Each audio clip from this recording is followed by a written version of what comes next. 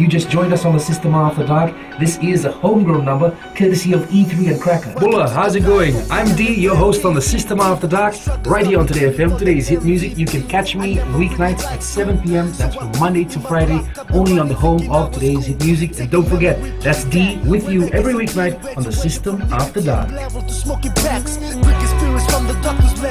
Even got that homebrew flowing.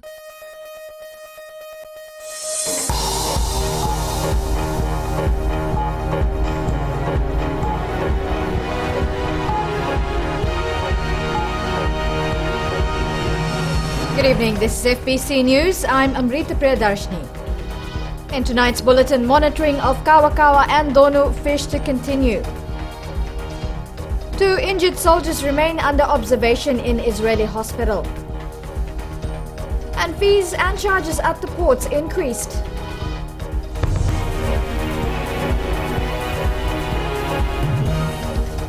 The Ministry of Fisheries will continue to closely monitor the buying, selling or eating of Donu and Kawa in the country.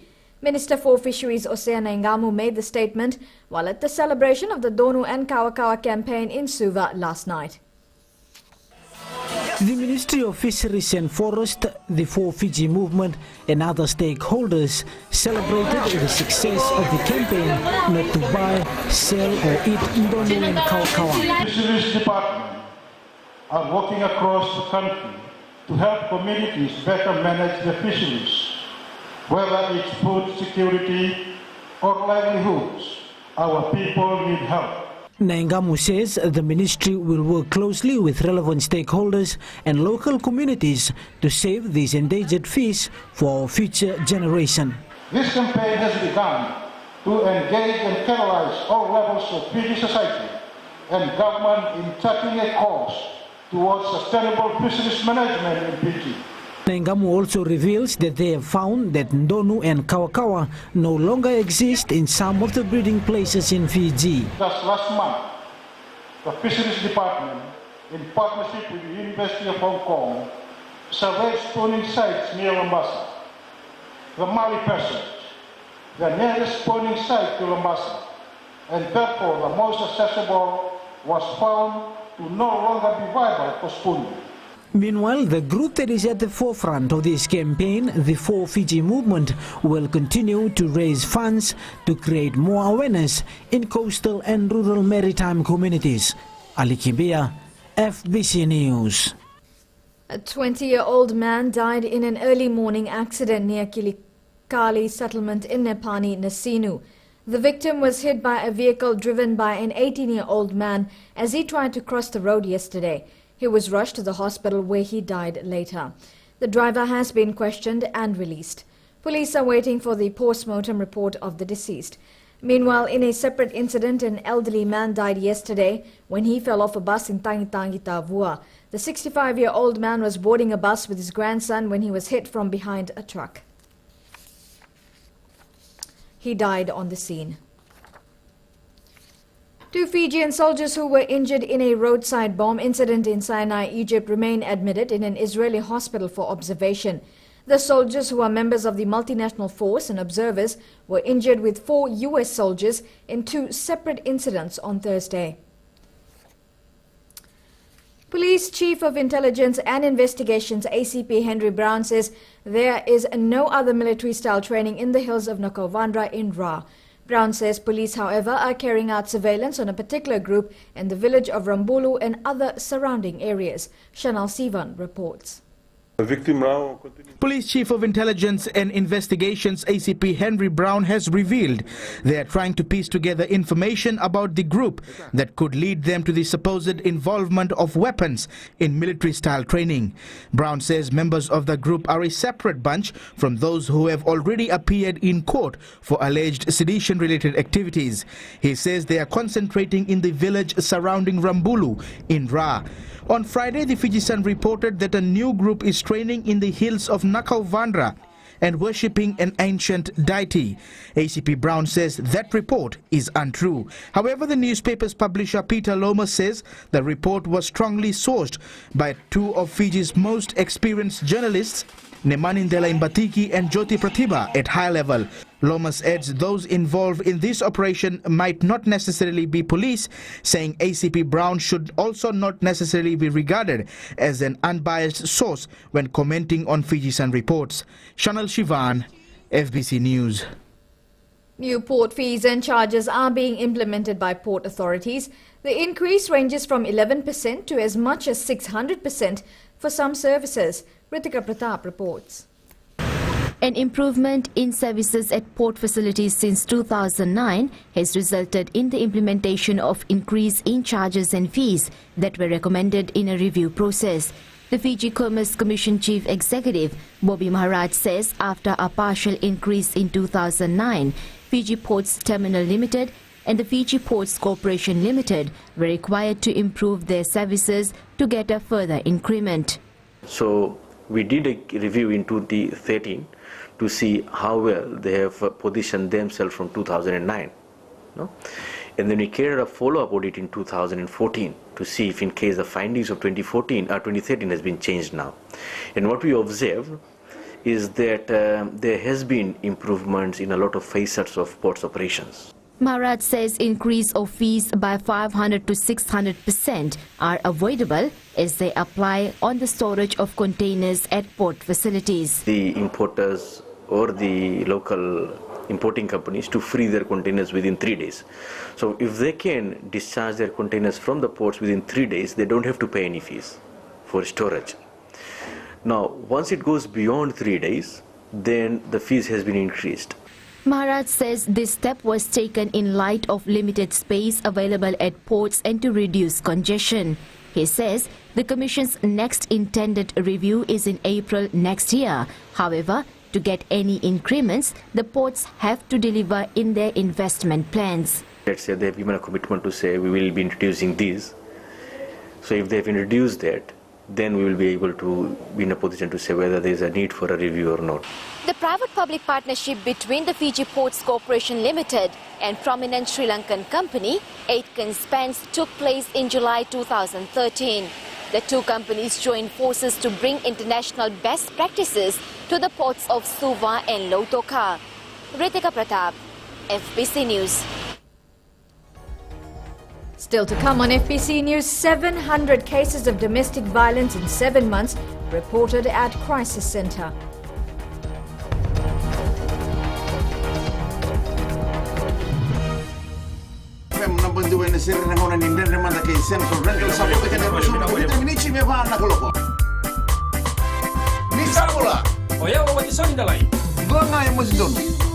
Nama kikirau mena tolu kina bitu. Ena via kabi, moliti kina porombuka. Goria na lali ne kabi. Bula FM, number 2 ena sere.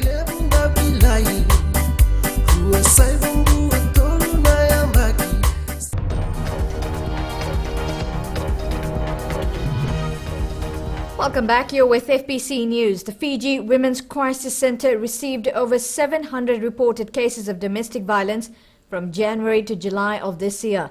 The cases were recorded at FWCC offices in Suva, Nandi, Ba, Rakiraki and Lambasa. Reveal an increase of domestic violence cases. 756 cases were recorded from January to date, compared to 642 cases from January to June. So we've got another 100 for July. So it's pretty high.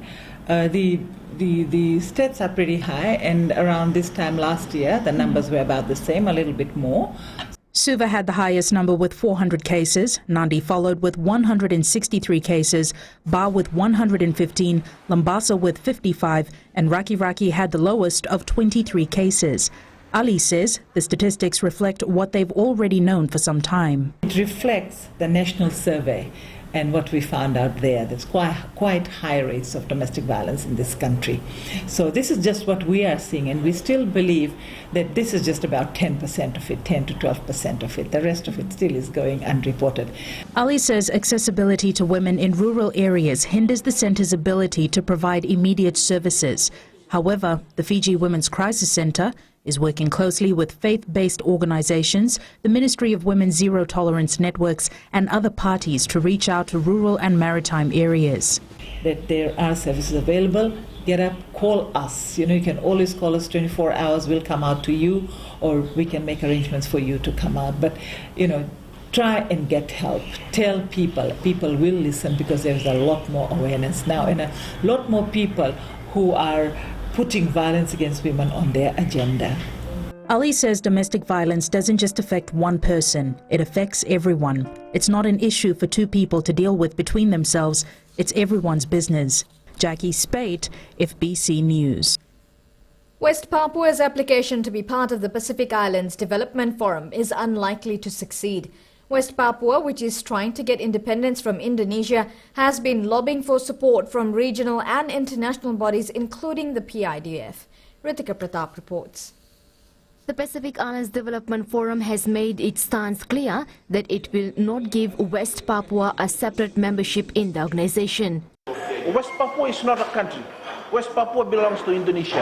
As far as PIDF is concerned, Indonesia is an important partner. It's a development partner of PIDF. Outgoing PIDF Interim Secretary General Amena Yovoli says the development partners right now are those who have been part of the forum from the beginning, which include Indonesia, China and Thailand, among other countries.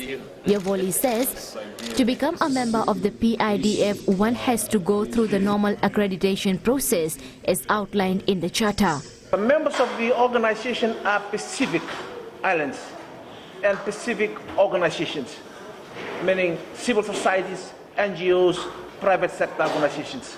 Those are the members. We don't have observerships in this organization because observers are not allowed to intervene. You'll see how the meeting operates in the last 3 days. We call them external partners. The charter call them external partners. Last year, the Indonesian President Susilo Bambang Yudhoyono was the chief guest at the PIDF summit and had pledged financial support. We've been receiving financial commitments, financial support from these partners. For instance, Indonesia have already pledged $20 million last year. So the new management of PIDF will have to work with the government of Indonesia to discuss a modality on how to draw that money for the benefits of the members. The next PIDF summit will be held in 2 years' time. Ritika Pratap, FBC News. Father's Day today was celebrated in many different ways. Some dads were pampered by their families, others worked, and some, like Turuva Sevutia, waited in anticipation for an extra special gift to arrive. Chanel Sivan reports. Meet baby Lemeki. He was born at 9 o'clock this morning at the Anderson Maternity Unit in Suva. His father Turuva Sevutia is elated as Lemeki is his first child. I would like to thank the God for his willingness, especially my family, for being here, for the first father to be celebrating Father's Day, for our first gift, especially me and my family, and those who have in Fiji in this Father's Day. So the big gift for us is our families. Sevutia encouraged all fathers to remember their spouses or partners and respect them. Tell those fathers in Fiji to remember mothers and our families is our main priorities in this world. So I just want to tell it because this is my first baby. In Koroviri, Lambasa, Mukesh Prasad received a gift of a different kind. He was happy to show off his four-wheel drive vehicle, which his son from Suva gifted him for Father's Day. They gave me one vehicle. In the afternoon, we're gonna prepare some fish for Father's Day. Yeah, I'm very happy with my son, Krishil Kishan Kumar. He gave one gift for my Father's Day event. For 80-year-old Hari Prasad of Vunivau, Lambasa, today is about feasting and spending time with the family. All my sons and daughters, my daughter-in-laws and grandchildren are preparing a feast for me. I am now 80 years old and I'm fit. Everyone also gave me money as gifts this morning, and there is a party in the evening. Whether it's becoming a father for the first time or in retirement age enjoying special moments with your children, The message is clear on this day. Honor your parents. Chanel Shivan, FBC News. There's no such thing as a man's job is the motto of a local businesswoman who is counting her success. In tonight's segment of Successful Fijian, Shireen Lata talks to Asita Chand, the first female licensed pest control technician in Fiji. Shireen Lata reports. Successful Fijians is brought to you by the Fiji Development Bank, your partner in progress. Asita Chand is a living testament that women can run their own businesses and be successful no matter what the industry is.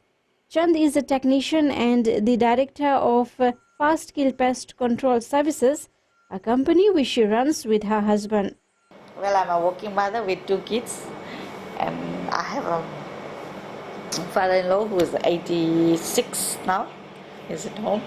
So in day-to-day running of my business, I start from 4, I end up at 8 or 9. I don't have limits to my time, as long as I know my kids are happy.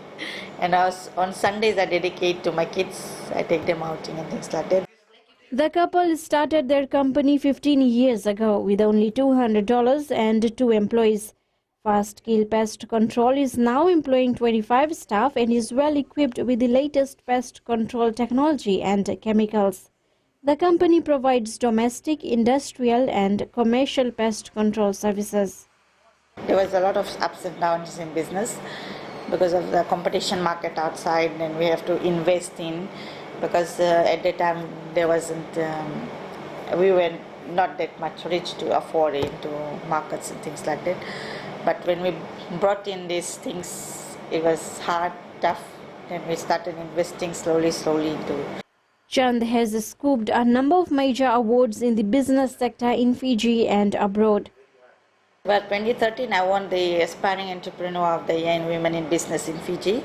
Then in 2013 again I was the Pest Manager for 2013 Pest Manager for Fiji. It was a commendation award that leads me to do much more better into improving my business standards. And this year I won a Pest Manager for 2015 for Pacific Islands.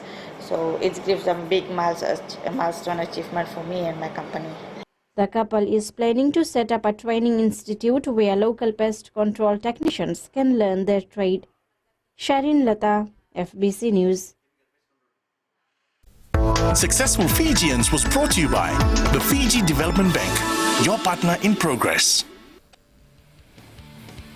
Coming up in sports, Flying Fijians receive overwhelming support in England.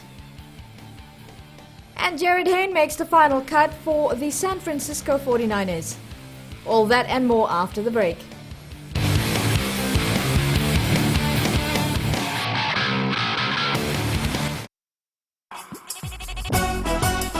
छू छू छू हे हे नमस्ते Fiji, आपके हर एक problem की दवा लेकर मैं आ गई हूँ 9 से 12 बजे तक आपकी सहेली Renu.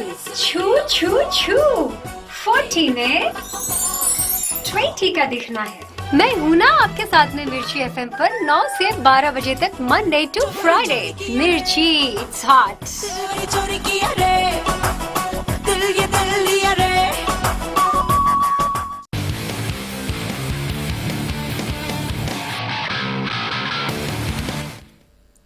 Welcome to FBC Sports.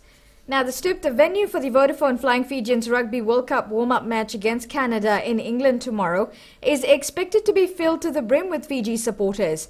Fiji's 8th Man, a group dedicated to giving the country's rugby teams the utmost support, is mobilizing fans living in Britain to turn up in numbers to the venue.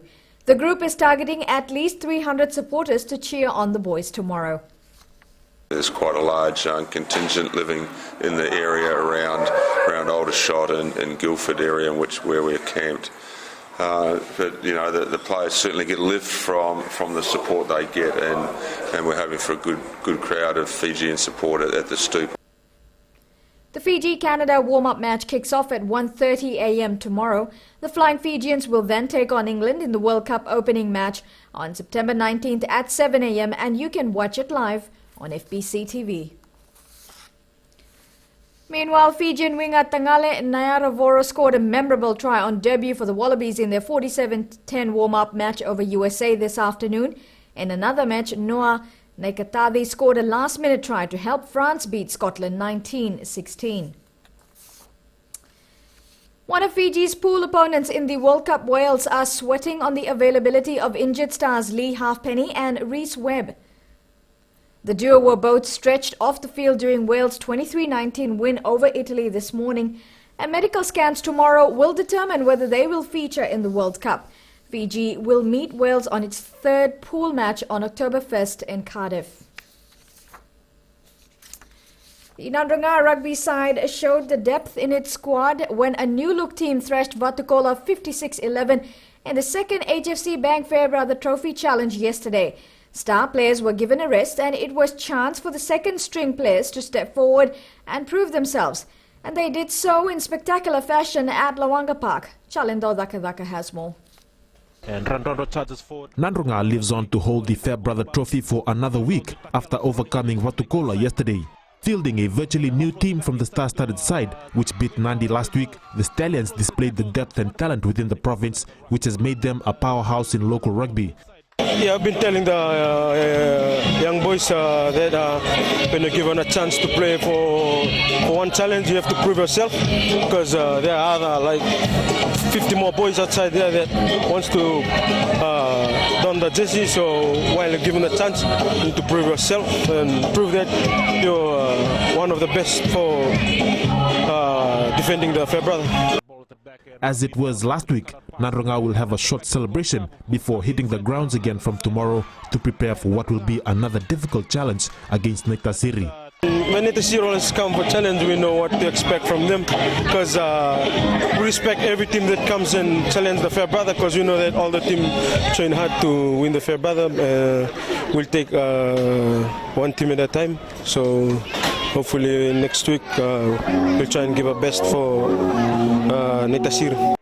Competition is stiff amongst the players to wear the Nandranga jersey and defend the prestigious silverware. This has been a keynote to producing scintillating performances such as that which was witnessed yesterday in the one-sided victory over Vatukola.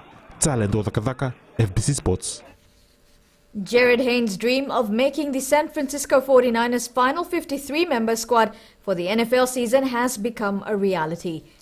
The 49ers will open their NFL season on September 16th against the Minnesota Vikings.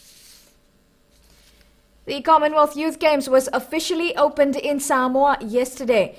Weightlifter Aileen Thika Matana was the flag bearer for the 47-member Team Fiji contingent. Today was a rest day with Fiji competing in swimming, archery, athletics, squash, tennis and weightlifting from tomorrow.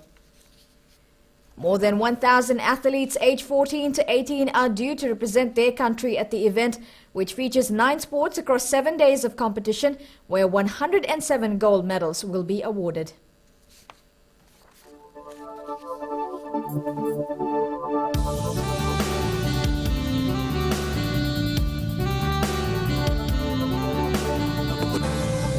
While showers affected most parts of the country today, a trough of low pressure lies slow moving over the Solomon Islands and extends southeastwards over Vanuatu and Fiji. Meanwhile, an east to southeast wind flow prevails over much of the southwest Pacific. Taking a look at temperatures, high temperatures were recorded in all centres. Suva had 28 degrees, Nandi 29, Lautoka recorded 31 degrees, Ba and Savusava recorded 30 degrees, while Lambasa was the highest at 32 degrees. The outlook for tomorrow: occasional showers over most places, showers easing and clearing from the west tomorrow. And the further outlook: fine apart from brief showers.